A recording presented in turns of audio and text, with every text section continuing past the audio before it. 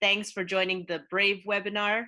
Today, we're going to learn about how to create a clear brand message that touches the hearts of your audience. I do want to make this more interactive simply because I know that many of you are struggling to explain your message in a way that helps people to understand what you do.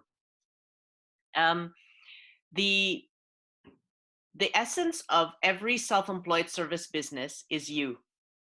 And there's so many people nowadays that have been forced into self-employment or choose to go into self-employment because they've been laid off, furloughed, or they just realize that the corporate life isn't really secure. Or when you get to a certain age, you kind of are become a bit unemployable and you don't want to work for other people's goals and you want to do your own. But when you become a self-employed professional, there's two things that, in my opinion, is very important. Number one is the belief you have about yourself and the way you position yourself in the market. Because the truth of the matter is there are already many self-employed professionals out there. So what's unique about you? And even if there are things that are unique about you, have you put it in your message? And when we are marketing ourselves, it's often easier to market products instead of yourself because at least you can see a product or a product's external of you. Sometimes we get into self-doubt when we market ourselves. So that's also some of the things I want to cover. So let's just get to it. Here's some of the problems that I face when I'm doing discovery calls or brave discovery sessions with some of the people that I've met around the world. And it's been great doing things online, hasn't it? Because yesterday I was speaking to someone in Maryland in the United States. Um, the two new clients I'm serving are from Indonesia and Singapore. So that's also pretty cool because I get to serve people from all over the world. And of course, many of my clients now are from the UK. But many of them are wasting time and money with unclear messaging. So you waste time and money on unclear messaging. When I'm done with my clients, typically after 2 to 3 sessions, we spend about 4 to 6 hours understanding what their core message is. They're very happy and everything. And then I ask them, at a certain point when you were trying to do this yourself, what was it that made you realize that you needed help? And a lot of them said they are wasting a lot of time. And this is very important again as a self-service professional because you have to understand that your major asset in the service business is time. And it's not like a product. If you're selling coffee beans, if you don't sell it now, you can sell it tomorrow. But in time, when you're selling time, if you can't sell your time today, you can't really sell it again tomorrow. Okay, so this is very interesting that you need to understand that time is very critical for you. So that's the problem, right? Some of you, like I remember I was speaking to a beauty consultant the other day. She had spent a lot of money on digital marketing courses. And I was also helping a life coach many months ago who had spent so much money on Facebook marketing. But the problem was not that digital marketing doesn't work. And I used to think, I'll admit that I didn't believe in digital marketing. But the more I studied, the more I realized before you create any digital marketing strategy, you have to understand who you are. Because most digital marketing consultants and teachers, they are IT people. They are not coaches, they're not marketing coaches. They understand that if you give them a clear message and if you are able to create your avatar in a clear way, they can help you. And I'm going through that process myself as well because I want to amplify my business. And I was speaking to my digital consultant the other day, and I realized there's so many things that people would not be clear about if you hadn't gone through this you marketing process, right? Because building your avatar, for instance, a digital marketing consultant, many of them will not be able to dig it deep enough for you to be clear on what is your avatar and how does that suit your style and how does that suit your why. The other day I was speaking to a person who wanted to build an education business. By the end of our session, she realized that an education business has nothing to do with her passion. And I mean, she has a lot of skills, but it had nothing to do with her passion. And so my homework for her is that rethink it. rethink it, go away for a week and rethink. And then we worked on her ikigai and everything like that, and her strengths and her passion. And she realized that she needed to rethink the initial business idea. Now, a digital marketing consultant cannot help you do that because that's not their expertise. That's why I work with digital marketing consultants to help the clients in the beginning stages when they're creating their avatar and understanding themselves, right? To make sure whatever avatar they use, whatever target market they say they want to go after, fits them, their purpose, their why. So you got a lot of philosophical discussions. You tell me about your life story. You tell me about your passions. You tell me about what you're good at. Tell me about the market you love to serve. And you'd be surprised. Some of you are probably struggling to grow your business because it's probably not the right business for you. Okay. So the problem is also because we have limited resources as self-employed professionals, you know, you need to make sure you're investing in digital marketing at the right time. And at the right time to me means that you understand who you are, and that's the foundation of how your digital marketing funnel is going to be built. Many of us are really great at following webinars and studying from role models, but you have to understand that everybody's got a different personality and a different style, especially if you're, let's say, introvert and your role models are all extroverted. Or maybe your role model is great at speaking on stage, but you're not. You prefer writing articles. It's very dangerous to follow and copy people unless you know yourself. And then you're left to wonder, why did that strategy work for them, but not for me? Because you're not them. So, one of the things we're going to talk about later is understanding the way you market, what's best for you. And that's one of the things I want to work with you on, is to make sure that we understand, out of all the marketing strategies that is proven useful for self-employed professionals, which one would you be absolutely fantastic at? Which one are you going to be average on? And which one are you going to be complete crap at? And let's just be honest with ourselves. We don't want to work on the strategy that shows off our weaknesses. For me, I know that I'm great with video.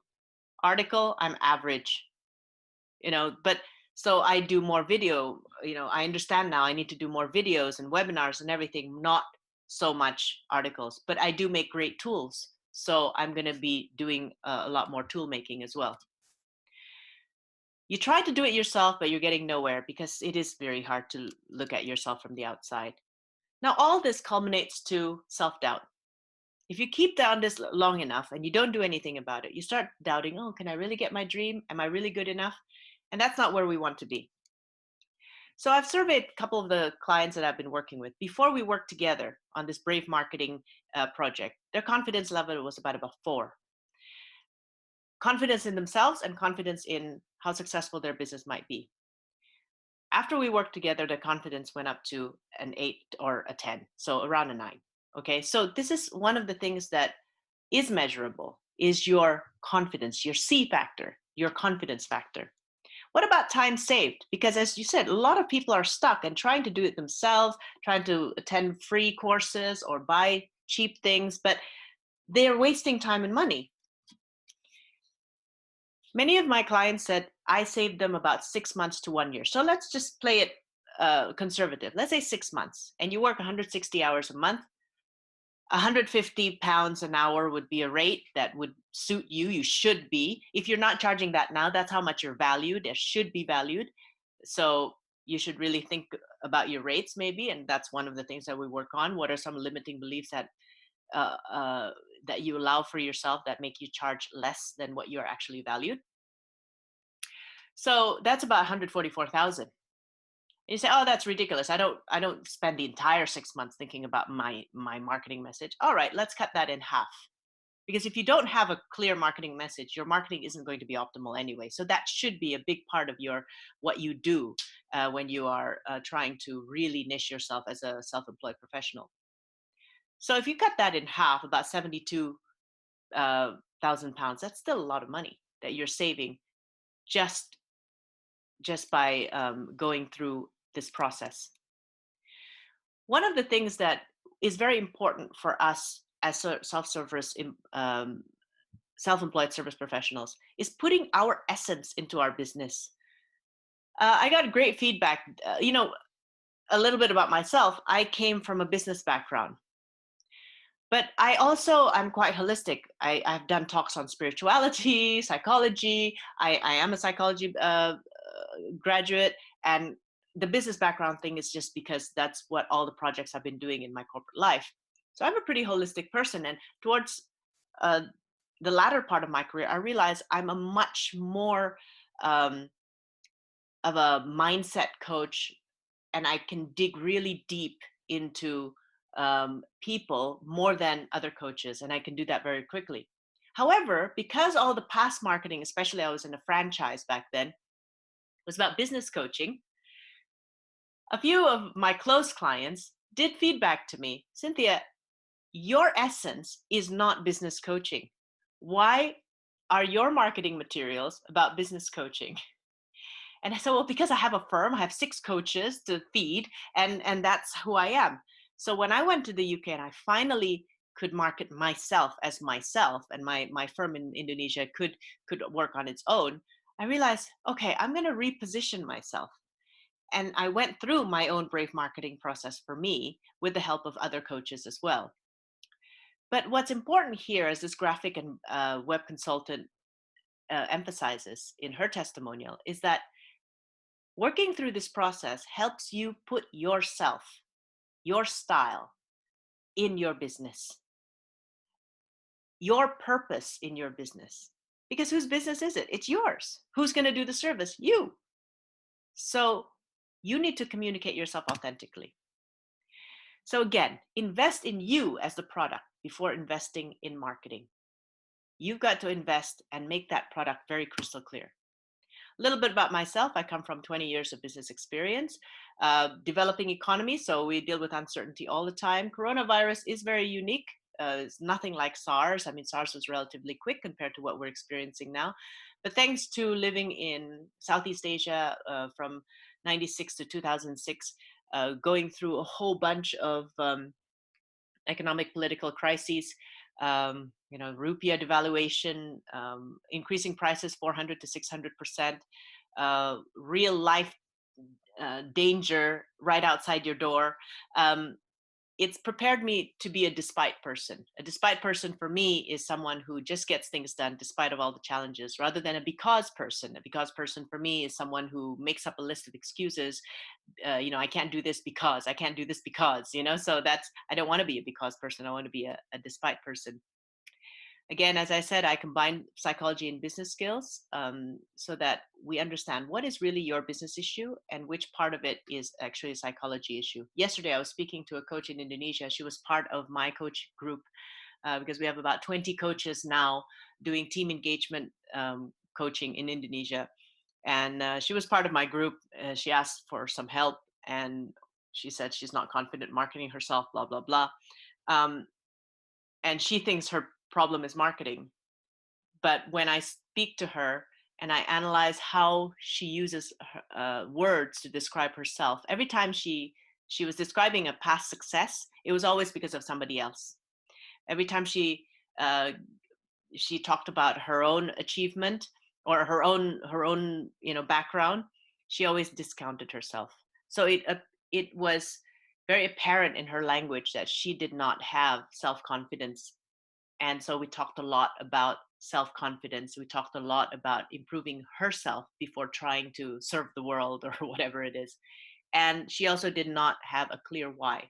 Her why, as in most people in the service industry, why did you go into this business? To serve more people, to contribute to society. Wow, amazing, right? So why don't you do what it takes? We counted that she needed 29 prospects to get her client goals. The number of clients she wanted was X amount, and we counted up. We said, all right, with your conversion rate, you need 29 leads, 29 prospects.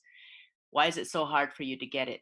Oh, because of this, because of that. I said, okay, great. So your why is not clear. Okay. And then your why of I want to make an impact in society, you don't really care, do you? Right. So it's very interesting to challenge her on her why. And then she told me about her children. She told me about the things that her children is going through. Her child is one of her children is going through really difficult times as a teenager because of self doubt. And I said, well, how can you teach your children self-confidence if you don't have self-confidence in yourself? What would marketing yourself really well mean to you? Is it really about contributing to society, or is it being a better role model as a mom about self-confidence? Because your child is facing self-doubt. Maybe she's learned it from you, right? That is not something you could get from a digital marketing consultant. They're not going to fish it out of you, right?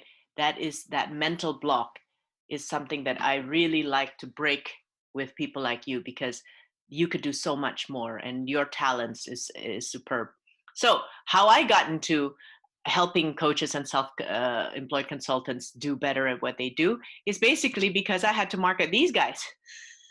And these are the 6 key coaches that's in my firm. I have my second company that licenses team engagement programs, and thanks to the help of my partner, he has now got 20 odd coaches around Indonesia. So we also support them to help them market themselves.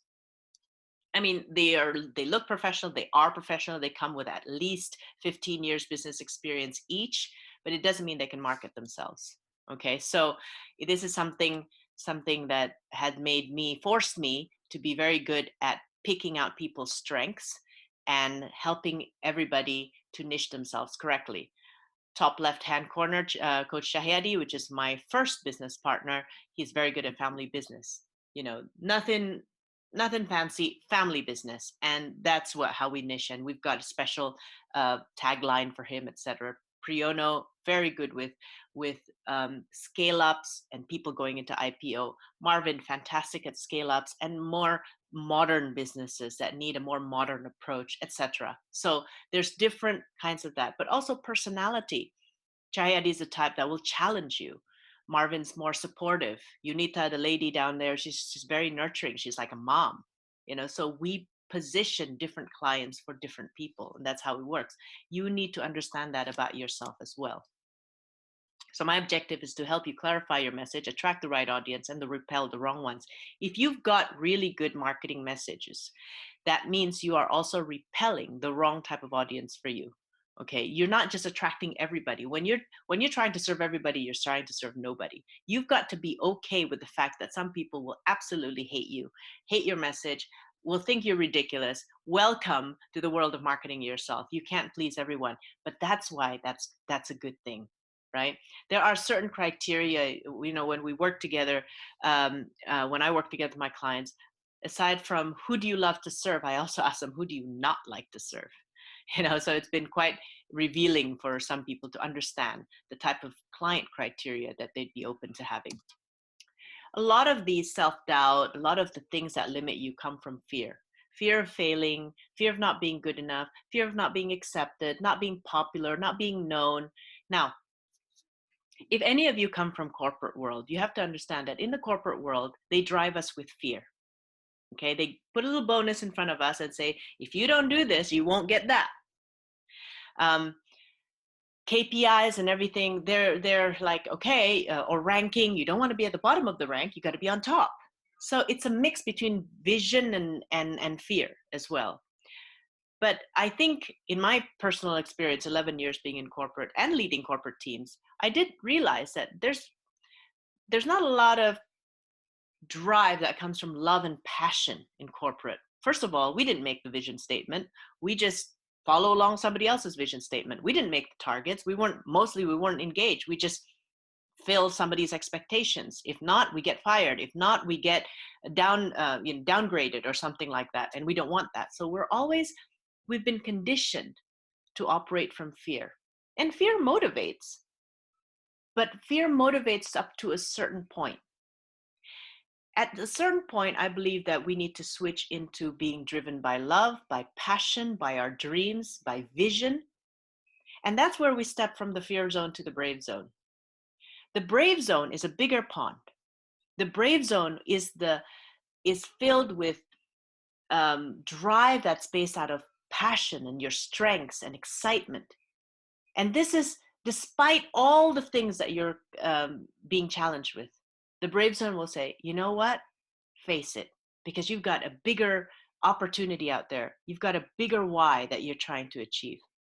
So this webinar, I want to also help you understand, when are you operating from fear? Have you been, when you think about, why do I need to grow my business? Is it to move away from something? Is it to avoid something? Or is it to go after something else? I remember, for me personally, I'll just be very honest with you, because I believe in being very honest, because I've also gone through this. The reason I can help people is because I've probably made the most mistakes out of everybody. Is I used to be so into recognition, awards, and it thrilled me every time I got awards. Money was the thing, but it wasn't money to get some kind of dream. It was money to avoid being poor, and there's still trickles of that now, but I have to say that was a conditioning I got because of what happened in my life. And I accept that, I forgive that, I move on. But I had to also be aware that that's my driving force. So what I used to do is I would strive hard to get money, but there, at the point where I realized that I wasn't poor, that I could probably do just fine, I stopped performing, because my motivation was not going after this amazing lifestyle that I want. My motivation was just enough so I'm not poor. And so that was what happened in my business. It was always just enough. And I'm not saying money is the determinant of all success criteria. I'm just saying that when you're driven by fear, you will settle at a mediocre business, because that's safe. Going after that next level is scary, but why? Why should you go to the next level? You've done your mediocre, you're out of danger. So, but that's operating from the fear zone. Okay. The brave zone opens you up to more possibilities. What we'll cover today, let's talk about limiting beliefs, where it comes from. What are the 3 steps to be more customer centric in your marketing message? And how do you create a strong story brand that attracts the right clients for you? So put in the chat right now. I'm talking too much, and I want you to understand yourself. Put in the chat, what is your biggest challenge in marketing yourself right now? It'd be helpful for me as well to understand where to direct this webinar. Please put your answer in the chat box right now, and I'll just read it as we go along. I love working with self-employed professionals because I think clarity of your purpose and putting that into your business profile is very, very important. I will tell a bit more story about this London-based executive coach later, but I'm very happy to see her on LinkedIn right now. Where she was before was virtually no content. If there was content, it was something irrelevant, like about her life or something. It was very uninspiring. Now she has really, put a lot more posts, done a lot more videos, and she knows how to talk about herself. So it's very exciting. So please put in to the chat box about your own struggles. I really struggle to put people's results into copy, but I can always get it across in video and discussion. Well, it's understanding the style that works for you. The question is, what's the struggle? If you can say it on video, would transcribing the video do it? There's an app called Otter AI, Otter as in the animal, Otter.ai, that actually transcribes videos. So that might work better for you. But obviously, you know how to do it on video. So I wonder if that's just an easy turn into a copy.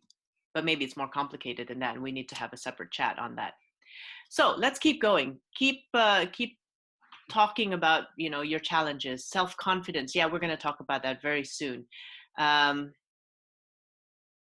Self-confidence as a startup in a sector that's really struggling. Property. Okay, yeah, that is not an easy one. And sometimes you just have to be real. I don't know much. I mean, you're supposed to be the expert in your industry. Some of the things that you got to know if that's the right industry. And if it is, what would you need to do differently? So sometimes that's a strategy thing. Lack of self-confidence could also give you an idea that you need to learn something. You don't know how to do it. So stop trying to figure this out by yourself. Marketing you is not just about you. Okay.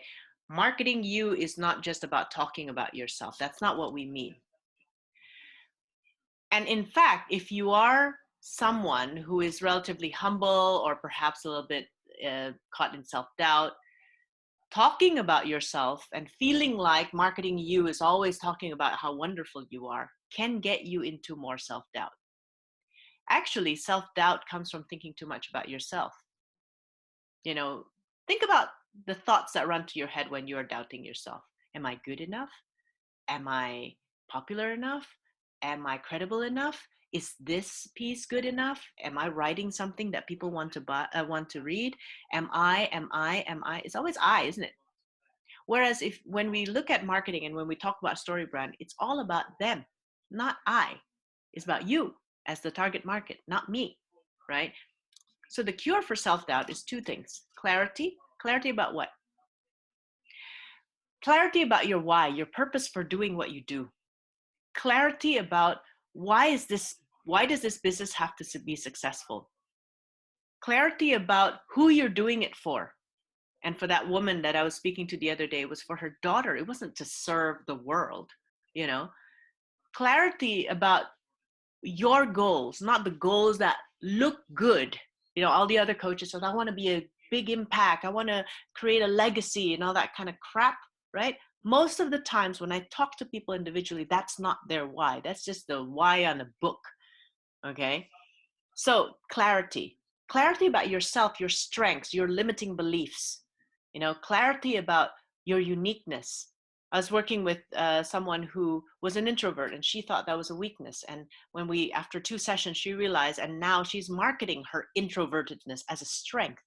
She realized that what she thought was a weakness was actually in her industry and what she has to do for clients, that is actually a real strength. The other cure for self-doubt is purpose is very important. Understanding your why is also very important. A lot of people ask me, how do I do this? How do I do that? What should I sell? Is this well, let's go back to why you do what you do. That's our driving force. You know, let's not focus about how you do it. When you are focused on driving yourself with the passion instead of just a what goal, but a why goal, you find that you can increase your self-confidence because you're so excited to have that why to be fulfilled. The next thing that we need to focus on is basically your ikigai. One of the things I absolutely love about working with people like you is to work on your ikigai. First of all, what do you love? What do you absolutely love in life? And it's not always about work. Secondly, what kind of world do you like to serve? Before we say what the world needs, I kind of augment this ikigai concept a bit. I like to talk to you about who are the people that you absolutely love to serve. And we look at the timeline of success in your life. We look at your past. We talk about your past achievement. A lady I was coaching, she is so successful. She told me about how she got a scholarship for her master's degree. She was a victim of the 1998 Indonesian riots. Her house was basically burnt down. She was the oldest of 7 siblings. And over the last few years, after that all happened, in the last 20 years, she had provided for her parents and her 6 other siblings with, you know, housing, schooling, education. This lady is a machine when it comes to making money and putting family first. And she is amazing.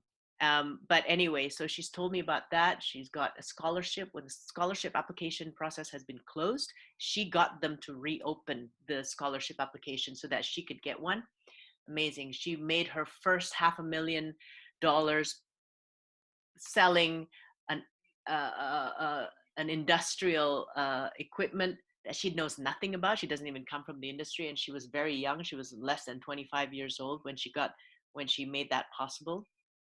She overcame a lot of hurdles, but you know, and when we talked about what kind of market do you love to serve, she started talking about people who try hard, but for some life reason or some life circumstance, they can never be successful. She loves to help those kinds of people who have good work ethic, because she has good work ethic, but are struggling to find that idea. And so she's not a coach. Okay, she owns a totally different kind of business. It is a service business, it's a property type of business, but she is not a coach. But we were talking about herself, her ikigai, so that she knows and she understands her calling in life. um, and then what you're good at. Most of you are good with, we've got loads of skills, and what we're trying to find is that crossing point, that sweet point at the middle where all these things cross. And again, some of you are thinking, oh, I've got this business idea, but when we do your ikigai, nothing crosses, or your what you think you want to do has nothing to do with what you love and the type of market that you want to serve. You may be good at it, and a lot of people just come up with a business idea because based on the things that they can do, but not but it doesn't give you fulfillment. It just gives you a profession. Yeah, you can do it, people will pay for it, but it gives you a profession. When you're trying to light yourself up, light your world up, and some of you are at an age where you're like, okay, I'm done with profession, I want to do something that lights me up. It's good to try to understand where that passion and the type of people you like to work with, where is that? Because that will get you into the passion mode. That will be getting you into the mission mode and vocation mode, not just profession. Okay. And so again, this is a great process for you to understand.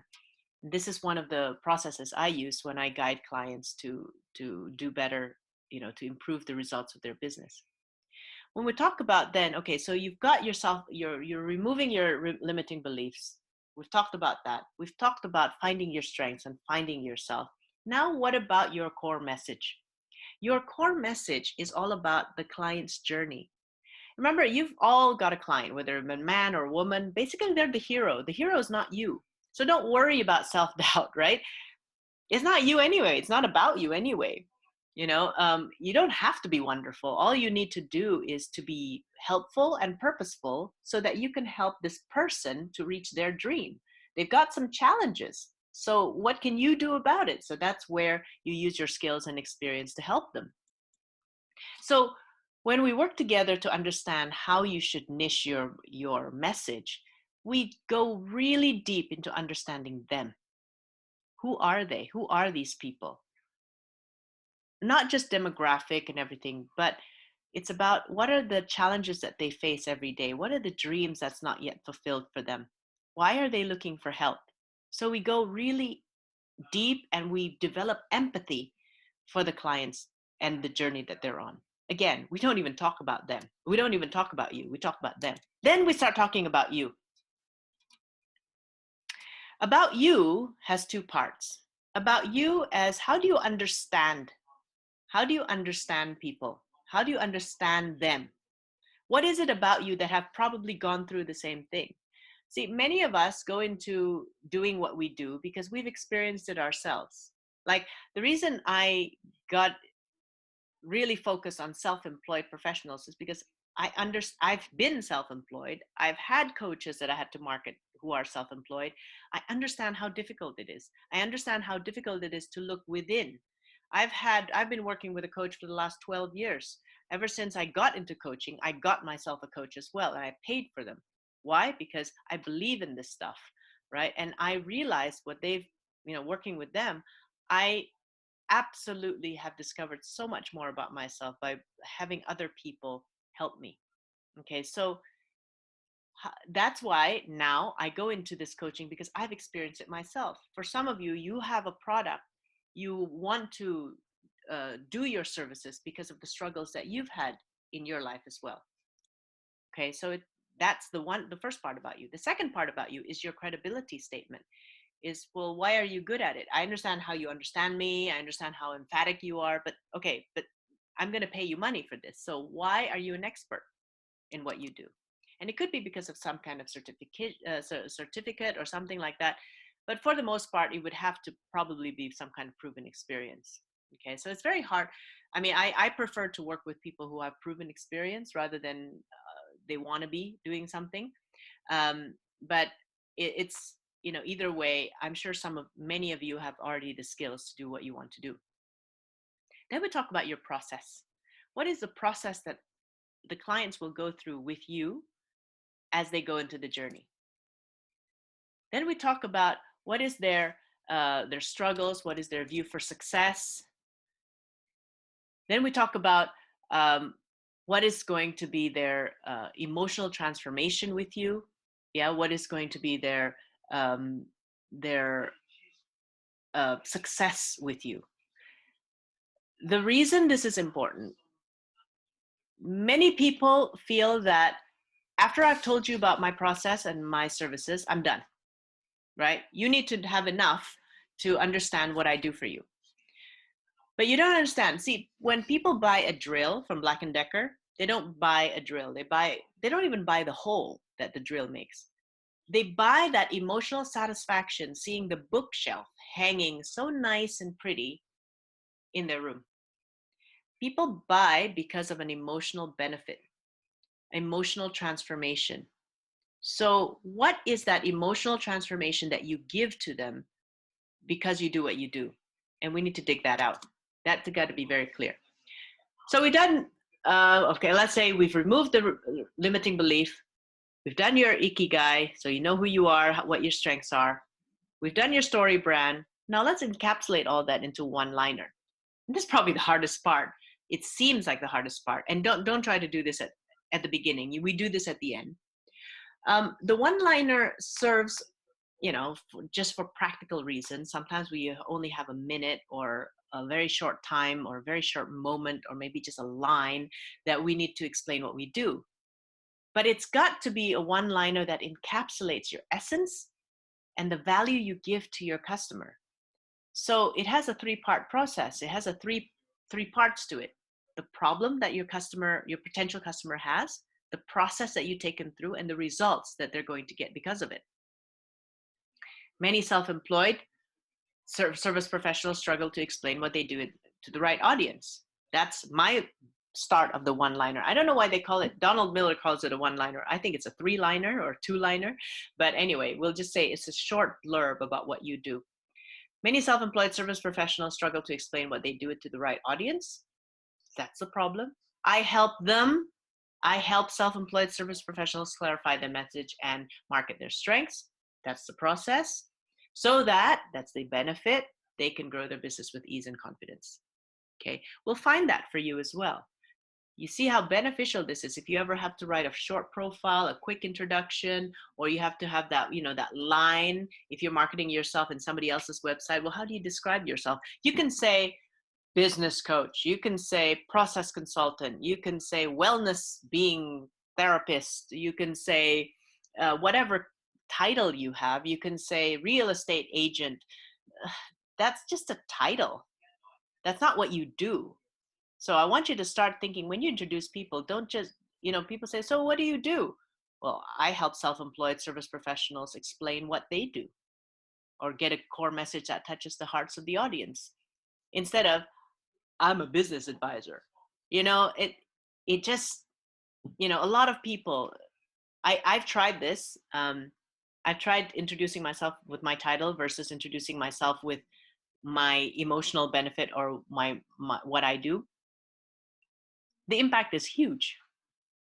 I remember one of you are in here, you help people sell their property faster and at a higher price. That's a great introduction rather than I'm a real estate specialist or I'm a home decorator or whatever title that you would say. It's your benefit. I help people sell their properties faster and in a more profitable way. You'll have a better a sense of how you would phrase that, but that's what we do. But we don't do that up front. We've got to make sure that we've done your ikigai and your story brand better because we have to empathize with the customer first. So not their real names, but I just want to give you some stories about how this has worked for other people. Lydia, an executive coach in London, not her real name, but basically she's been an expat in various places in the Middle East. She comes from Turkey. So she's migrated to the UK and she wants to be an executive coach. So she has this fantastic certification from a company called Marshall Goldsmith, which is undoubtedly one of the top executive coaching brands in the world. So no problem with her abilities. However, she's facing challenges marketing herself. And at first she was saying that she's just an executive coach. The problem with having that, there's like a gazillion executive coaches in and around her area, actually 53,000. Okay. So the problem with that is that calling yourself a title doesn't really do it. And HR is bombarded with executive coaching offerings. Okay. So what we worked with her on, after we understood her ikigai, after we understood her strengths and the type of people she's really passionate helping, we realized that she's really passionate in helping executive leaders who are women, possibly from Turkey or the Middle East, or outside of the UK, who is trying to assimilate themselves into the UK culture. So her coaching is all about helping these women assimilate to, how to speak up in meetings, how to lead diverse or different cultures in your teams, those kinds of things. Now, the certification and the type of coaching, the methodology that she uses can apply to any kind of problem, actually. So it could be quite generic, but she focuses on this particular niche and particular problem. That has given her, number one, more confidence that she is unique. She just thought she wasn't unique. That has given her more drive to actually create some momentum in her marketing. She wasn't doing any posts. She was very quiet. She wasn't doing any valuable activities from a week-to-week basis. She's got 1 year to fulfill her work visa, to make sure, to her entrepreneurship visa, to show the government that she's actually doing something with her visa, and she wasn't making any progress. Now she is absolutely spot on with her content. She is doing marketing. She's joined a coaching group or something like that they help each other market. And she knows what her message is, which is very, very good. And she knows how to pitch herself to HR in a way that's very unique. Imagine if you're an HR professional in a multinational company, which would be one of her target markets, and you get this proposal from an executive coach. Hi, I'm an executive coach. I can coach your leaders to become a better person. Yeah, you get about 20 of those a day. Versus if you get somebody who says, hi, I coach women professionals or female leaders from outside of the UK to assimilate to UK culture and improve their leadership in a diverse environment. That is so much sharper. That is so much more, that's interesting. Of course, you're not going to get male clients, but that's fine. She didn't want them anyway. Of course, you're not going to, maybe at first, she's not going to get British clients, but that's fine. She's happy not to get them. Okay, so it's all about saying yes to a certain niche market, but also saying no to another niche market. And the rationale behind that is that you can't serve too many people anyway, right? As a self-service professional, you're going to do 20 hours of delivery every week. The rest of the time, you have to do your admin, you have to do your marketing, you have to meet people on sales meetings. Realistically, if you can get 20 hours of solid delivery every week, and if every client is taking up, let's say, an hour of your time, what do you want to serve? 20 clients a month or 20 clients a week, right? Let's say you serve different clients every week because your program is once a month. What's that, 80 clients? Oh, let's say you do a group program. So it's, let's say 5 people per group, 8 groups, 16 groups, so it's 4 weeks, 16 groups times 5, so that's 80 clients. Well, what's the population of the UK? Because 70 million, okay? 80 is not really a huge number, okay? So don't worry about not getting clients. Oh, if I say yes to a certain niche, I might be missing out. All you need is 80, okay? So it's really, you're not missing out on anything if you can focus. Amy, again, not her real name, very low in self-confidence simply because she feels every time she talks about herself at the beginning of our sessions together, it was always in a negative light. And if she did have any achievements, she would preempt, the story about her achievement with the word, I only did this. It was just, I love the word just. I just feel like it burned that word. I'm just this. Actually, she's not just anything. She's very good at reading people. She's very good at human-centric connection. because she graduated from an anthropology background. That's all about culture and human behaviors. Secondly, she's a hardcore introvert and she's a very caring person. I love being friends with her. She's very caring. But that introversion used to be a weakness in her eyes. And one day I was just in one of the sessions. I said, why is introversion a weakness? And then she said, oh, as a graphic designer, you need to be flashy, you need to talk about, and as a salesperson, you just need to talk about yourself and blah blah blah.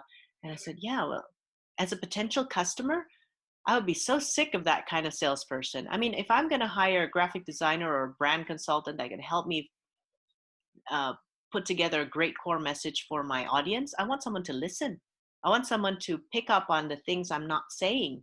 I want someone to be sensitive enough to observe me. I want someone who can be emphatic to my audience to understand what they're trying to say, not talk all the time. And then I forwarded her a link called The Power of the Introverts by Susan Cain. It was a TED talk, and then she loved it. She started understanding more about introversion and using that as a strength. Now she she has a Facebook group called Empathy Led Marketing, which is fantastic because that's exactly her strength, empathy. And she was interviewed on BBC for a certain campaign that she did a long time ago. I can't take credit for that interview because it was a past achievement, but it gave us enlightenment. Like, oh my God, if BBC thought you were fantastic, um, you know, there is a strength in that. Okay.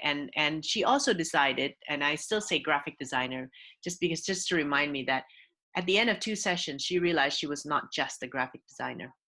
She's a campaign strategist.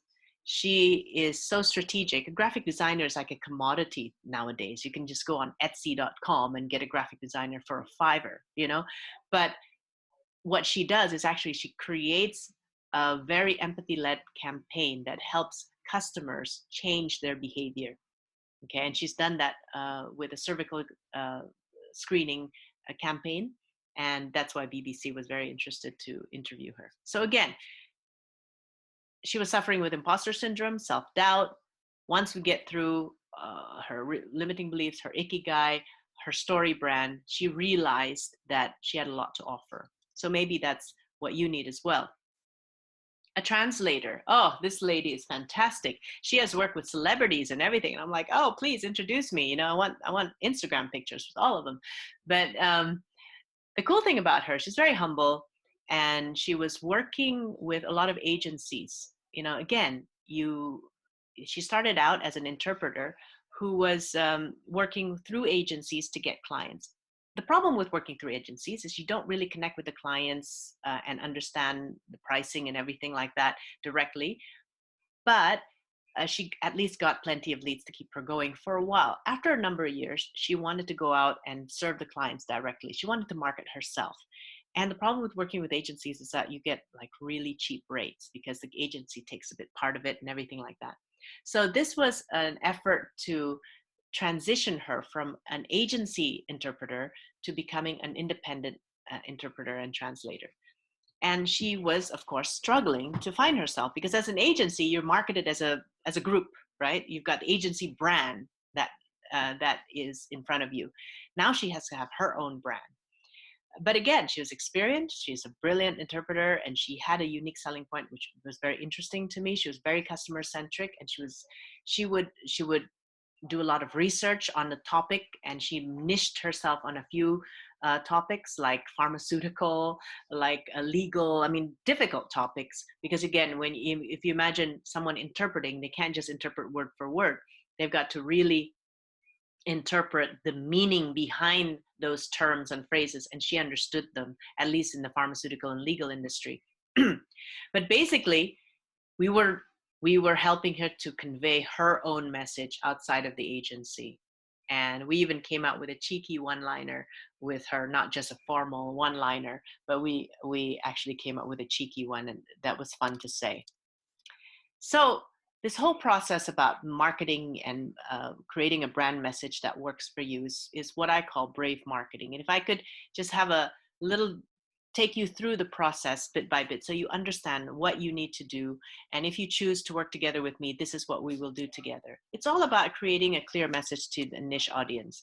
And it is catered for self-employed professionals marketing your own services, because I know how difficult it is to explain to people what you do.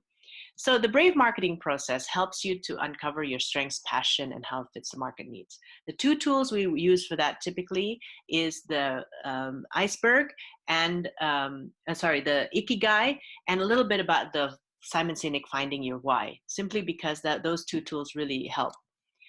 The second one, we will use the iceberg tool to break down any limiting beliefs that you have about yourself and align your mindset to your goals. When you set a new goal, let's say your life is here at this moment and you want it to be up there, right? You want to go up to your next level.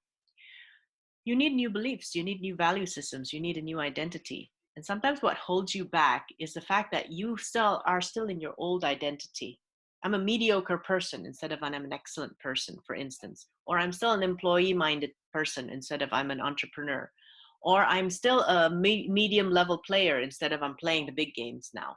It's a huge transition. And that's a limiting belief that a lot of self-employed people have to shift, to a new belief system before they can get to their new goals. And then we work on using the story brand and the one-liner template. We basically create a clear customer journey and your brand's core message. The one-liner also gets included into that. And then your marketing assets, your marketing plan. I give you objective feedback on how that is going. One of my first clients back a few months ago was a life coach. And she went into a program where I would review her marketing plan. She's brilliant. You would absolutely love her.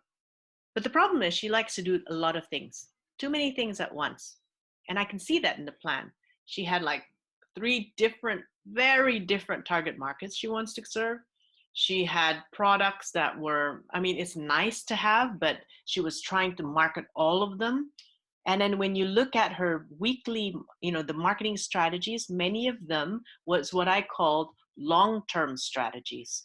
They will get results, but it's more of a long-term strategy. She didn't have enough short-term direct sell, get revenue next week type of strategies. And that's why she's been spending a lot of money and time trying to get clients without any success. So after we reviewed and gave feedback on her marketing plan, I started working on her on direct marketing strategies and helping her fix the way she speaks to customers. As a coach, if you can imagine, you give a 1 hour free diagnosis or half an hour free assessment call, etc. The way she was doing those calls, she did it to me, and I listened to how she tried to get a client using those calls. It wasn't effective. It left me feeling, yep, thanks, I've had enough. I'll call you when I need you. Instead of, I really need you now.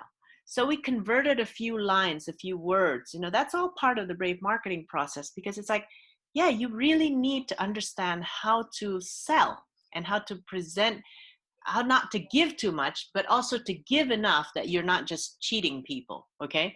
But it's when she started changing the way she talks, and then I gave her KPIs every week. I need you to have 5 different conversations that are sales conversations, diagnostics. Stop doing all this social media posts and everything like that, because that's not a high impact marketing strategy. I started focusing her on a couple of high impact, right now, get a client next week type of strategy.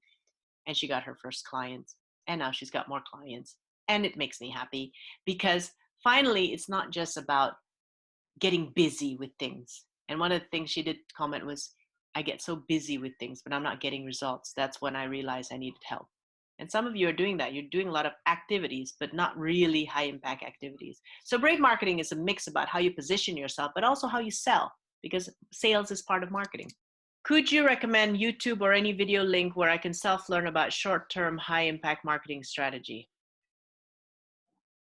I have never used any links. I have to say that part of it is really for my own learning and trial and error. So I don't know, but my guess is if you Google short-term, high-impact marketing strategy for the service business, because I know who you are and I know you're into service businesses. Or if you can just Google the specific industry that you want to get strategies on, I'm sure there's a lot. And it may not be a video, but it could be articles and blogs. So that's nice. There are, if you go into my blog, just scroll down. There's different recordings of different webinars that I've done. And one of them is called Proven Strategies for the Service Industry. Okay. And what that does is, in the service industries, there's certain strategies that's consistently proven to get results.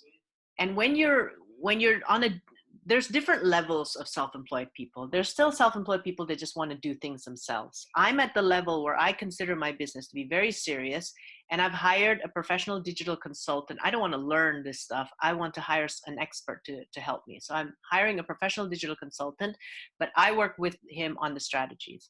So some of you are at the level of, I just want to do it myself. There's certain strategies that you can learn from that webinar, proven strategies for the self-service industry. Okay. And that will be very, very important for you to learn. Useful to turn my thinking on its head and focus on the client, not me. Yeah, it'll help you a lot with self-doubt because you're never really thinking about you anyway. So it's not good to keep thinking about yourself. Yeah, not having direct access to the niche market I'm aiming at. I challenge that. I will challenge you any day of the week that you don't have direct access to the niche market. You have your existing. I would like to challenge with you because she's my client, so we can talk about that the next time. But of course, I mean, nowadays I would say that access is easier than ever. Okay, there's no such thing as not having access. Get creative. Who knows who? Who do you know that might know that? Or what associations do you need to join? What groups do you need to join? And don't let coronavirus get in your way. There's ways that, I mean, I coach almost everybody now online. So there's absolutely no reason not to be able to get on a call or call up some people to have a discussion. Anyway, I would like to thank you again for joining my webinar, and please stay tuned with future webinars, and they're always going to be posted on thebravezone.com. And again, if you want to save time, money, and confusion by having that 30-minute discovery session and you haven't had one already, please feel free to book through the link I've just provided. Again, thank you very much for your time, and I look forward to the next webinar. Bye for now.